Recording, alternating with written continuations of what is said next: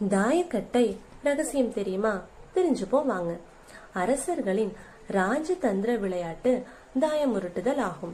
தாயம் உருட்டும் போது 1, 5, 6, 12 விழுந்தால் கட்டையை தொடர்ந்து உருட்டுவது ஏன் தெரியுமா?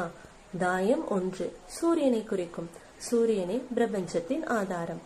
5ஆம் எண் பஞ்சபூதங்களான நீர், நெருப்பு, காற்று, ஆகாயம், பூமியை குறிக்கும். 6ஆம் எண் 6 கிரகங்களான சந்திரன், செவ்வாய், புதன், குரு, சுக்கிரன், சனியை குறிக்கும்.